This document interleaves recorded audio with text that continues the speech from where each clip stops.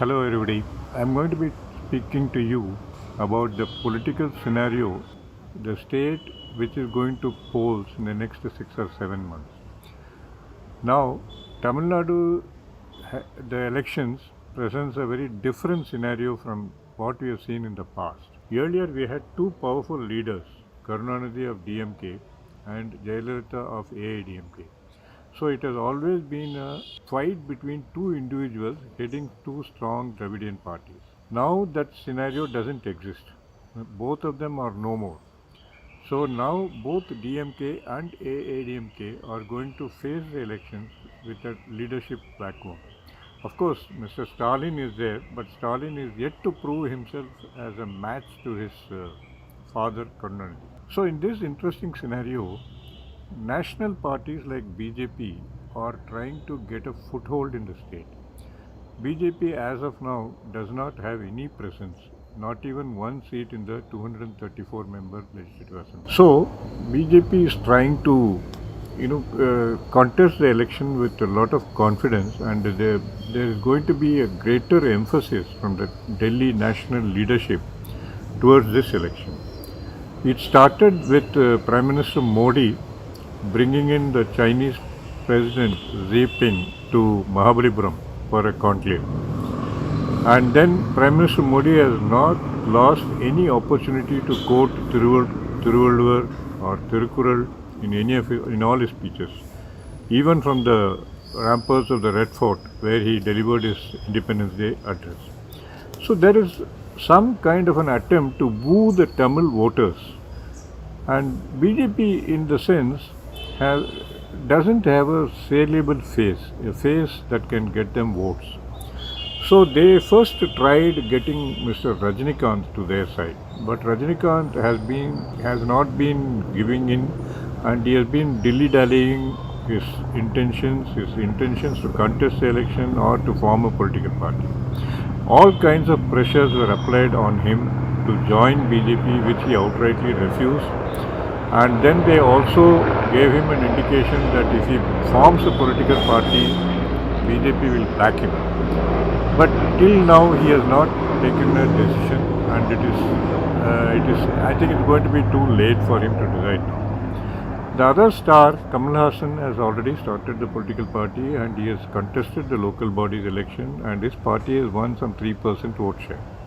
But he is not a major force to contend with. So the fight is going to be essentially between DMK and ADMK and their allies like Congress. Congress is allying with DMK for the past so many elections. Now, where does that put BJP in Tamil Nadu's whole scenario? What they have been doing is they have brought in a new leader called Murugan as the Tamil Nadu BJP president after Dr. Tamilisai Soundararajan, who was quite well known, moved to Telangana as a governor. Now they don't have any other leaders. Most of them are smaller, not very big, not very well known faces who can get votes. So what they have done is they have brought a well-educated, south-based, unknown face called Mr. Murugan, who has been a party man, who has worked from the party level, who has worked in the party for many years. Now he has been made president of the Tamil Nadu BJP. The one point directive given to him is to get as many as well-known and saleable faces. Now he has been doing a good job in the last 3 or 4 months. He has been able to I won't say break, but he has been able to get some of the important leaders from DMK towards BJP. One of them was Mr. V.P. Doraisamy, who was very close to Mr. Karunanidhi, but later on he was sidelined by Stalin, so he has joined the DMK. Like that, there are a few, and there were two sitting MLAs have already joined BJP. That is one thing he has successfully done.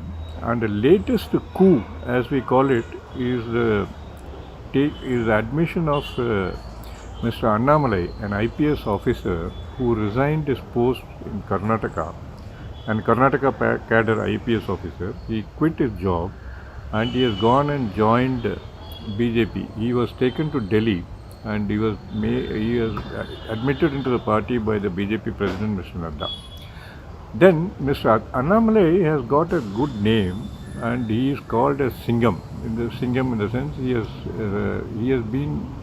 he is credited with fighting the I won't say terrorists, but fighting rowdy elements in Karnataka and establishing the rule of the law in the state, in the districts wherever he served.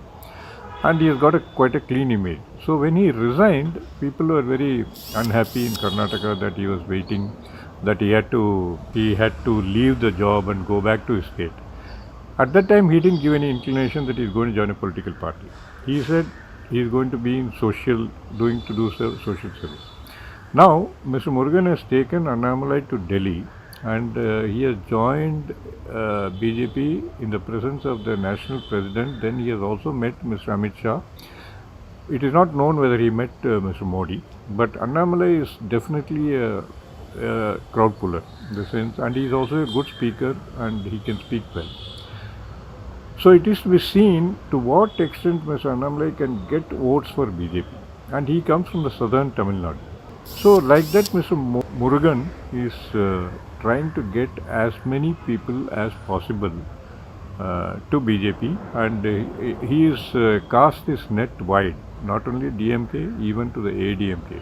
There are certain disgruntled elements in both DMK and ADMK who feel neglected after the leaders have died, after the Jayalalitha and Karnataka. Once they were close to them, but then they are being neglected by the present leadership. So Mr. Murugan is looking at them to get them. And it is rumored that every month he is going to get 2 or 3 people to BJP. That apart, what is going to work for BJP and against BJP? What will work for BJP is undoubtedly Mr. Modi's image and his crowd pulling capabilities.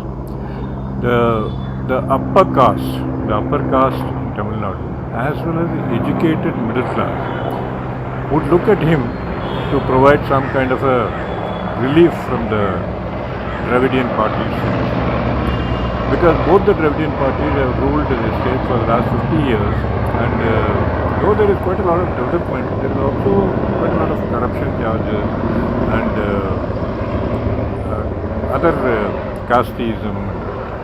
So BJP, and it is a sizable section of people in Tamil Nadu are looking at BJP to provide a good leadership.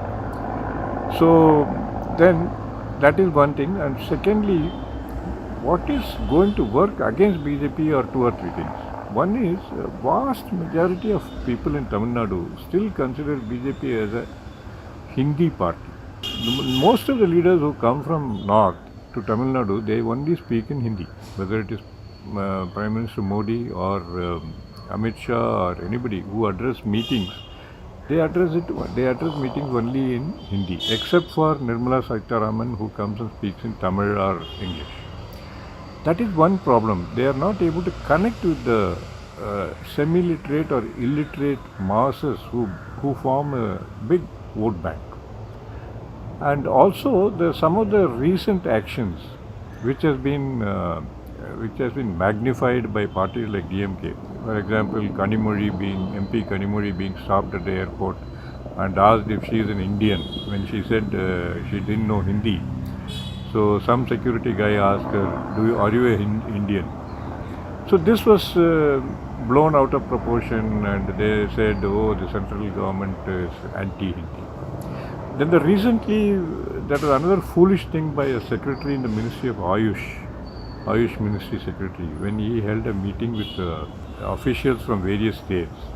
He told the delegation from Tamil Nadu to go out of the meeting hall, since they said they could not follow Hindi. And that guy said he knows only Hindi, he can't converse freely in English. He could have stopped with that. But instead of that, he told these people, you go out of the hall if you don't know Hindi. Now that caused a big storm in Tamil Nadu, because these are not ordinary officials. They are all some of the IAS officers and some of the top ranking officers from the health department, and they were asked to leave the room just because they don't know Hindi. Now this is being widely reported in the media. Tamil channels had debates and discussions over it. And then they also wrote in the social media that the BJP government is totally Hindi. So there were even comments like, are we Indians or Indians? So this kind of a thing will definitely work against BJP. Now the BJP has to give a thought to this kind of a thing, image, how to break this image. If they do it successfully, then they can expect some good percentage of votes. In the past elections, performance has been so pathetic. In fact, in the last election, they got lesser votes than Nota.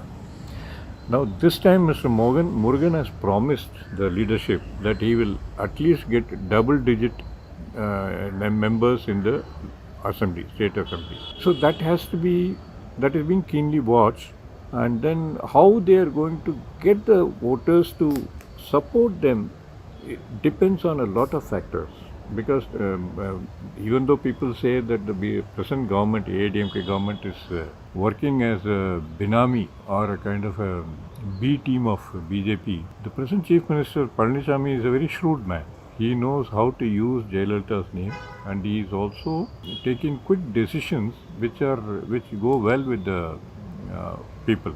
Though there are no major charges, corruption charges to him, at least he is credited with taking some major decisions like free rations and giving 1,000 rupees to all the ration card holders during this pandemic every month for the last 3 months, and then taking care of the migrant laborers by giving them free ration. All kinds of things have really gone down well with the people. So he is on a strong wicket. But BJP, and then there was some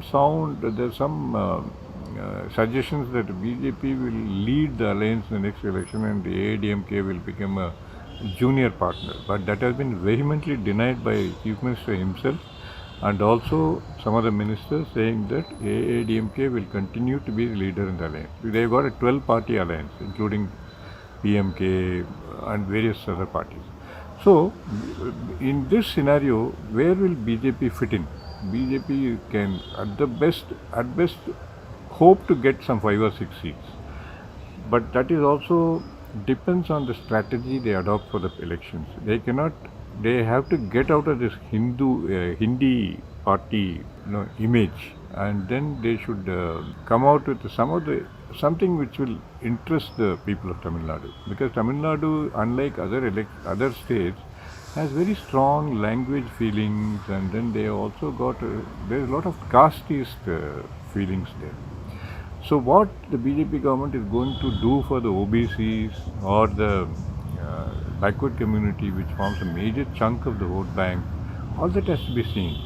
Finally, it will be interesting to see whether the lotus will bloom in Tamil Nadu, or whether the sun will rise second time, or the two leaves will continue to hold sway in the state of Tamil Nadu.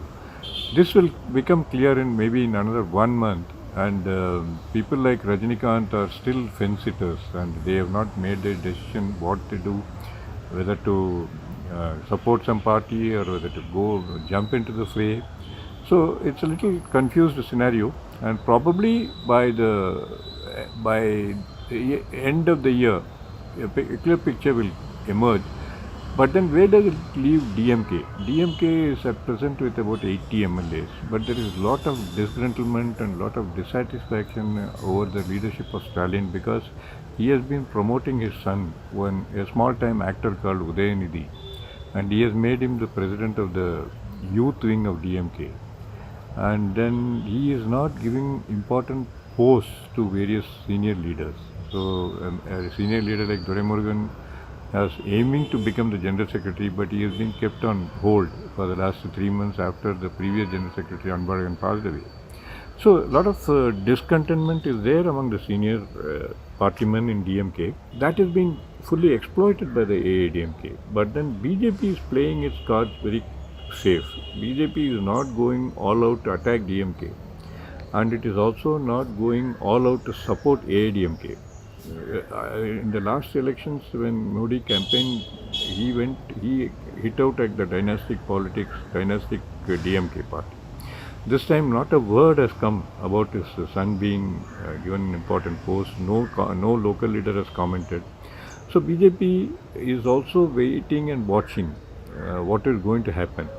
And Rajinikanth sitting on the fence.